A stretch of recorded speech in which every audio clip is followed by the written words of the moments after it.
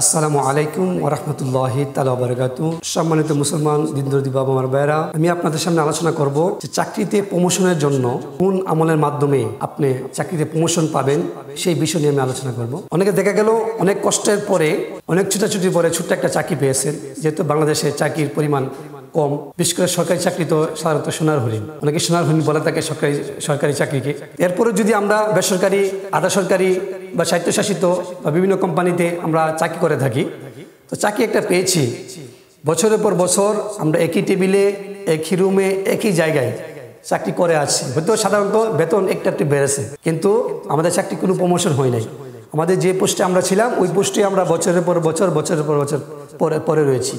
কিন্তু আমাদের মনে একটা আকাঙ্ক্ষা যে যদি আমার একটু প্রমোশন হইতো, চাকরিতে যদি প্রমোশন হইতো বা চাকরির র্যাঙ্ক যদি একটু বাড়তো, অথবা যদি পোস্টার আমার বদলি হইতো, একটা ভালো পোস্ট পাইতাম, তাহলে আমার হয়তো উপকার হইতো। তো আমি আজকে আলোচনা করব সেই বিষয় নিয়েই যে কোন কুরআনী আমলে, কোন কুরআনের আয়াতের বদলতে আপনি অল্প কিছুদিনের ভিতরে এরকমভাবে চাকরি হয়ে যাবেন। অনেকেই হয়ে গেছে, দেখা গেছে সে 11 দিন পাঠ করার পরে তার 11 দিনের ভিতরে চাকরি প্রমোশন হয়ে গেছে। এরকমভাবে অনেকে হয়ে গেছে যে 11 ঘন্টার ভিতরেও চাকরি প্রমোশন হয়ে গেছে। অনেকের আবার একটা সময় বেশি লাগে থাকে। সাধারণত আমরা এটা 11 মাস আমরা বলে থাকি যে এক বছর, সাধারণত বলে থাকি 1 বছরের ভিতরে যেন এই চাকরি প্রমোশন হয়, যেন 1 বছরের ভিতরে আমলটা করতে হবে। তো আমরা এই ছোট্ট একটা চাকরির মাধ্যমে আমাদের সংসার চালাই, আমাদের চাহিদাগুলো আমরা পূরণ করে থাকি। সংসারের আমাদের ছেলে মেয়ে, মা বাবা, ভাই বোন যারা রয়েছেন, এই ছোট্ট একটা চাকরির মাধ্যমে আমরা তাদের চাহিদা পূরণ করে পারি। কিন্তু তারপরেও আমাদের চাহিদা অনেক কিছু রয়ে যায়।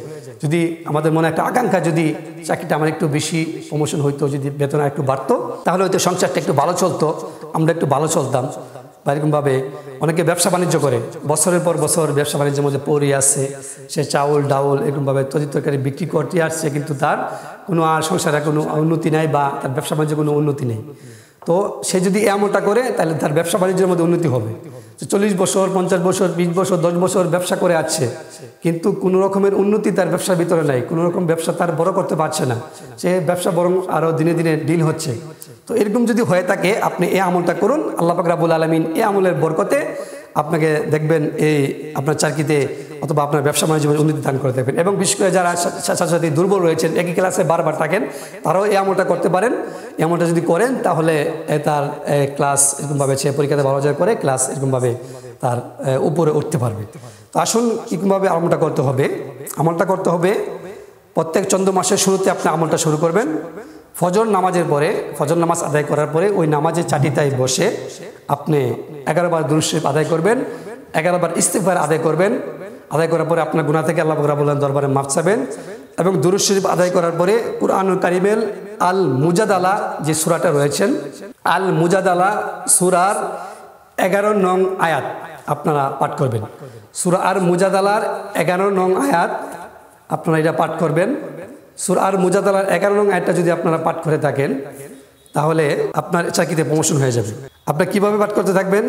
প্রত্যেক দিন ফজর নামাজের পরে 11 বার দুরূদ শরীফ আদায় করে নামাজের চাটায় বসে একই বৈঠকে একটু আদর গোলাপ লাগিয়ে ইস্তিগফার আদায় করার পরে আপনি 11 বার এরকমভাবে সূরা মুজাদালার 11 নং আয়াতটা আপনি পাঠ করে থাকবেন।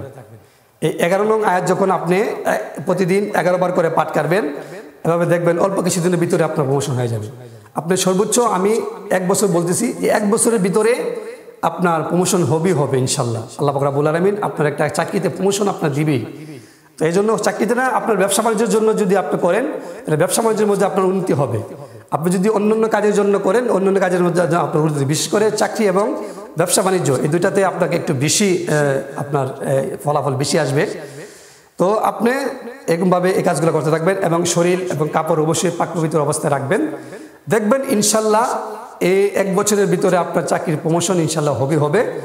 এই আয়াতের বদলতে, এই কুরআনী আমলের বদলতে। তো আল্লাহ পাক রব্বুল আলামিন যেন প্রত্যেককেই সেই আয়াতের বদলতে যেন আমাদের চাকরি এবং ব্যবসা বাণিজ্যের মধ্যে উন্নতি দান করে, সবাই বলি আমিন।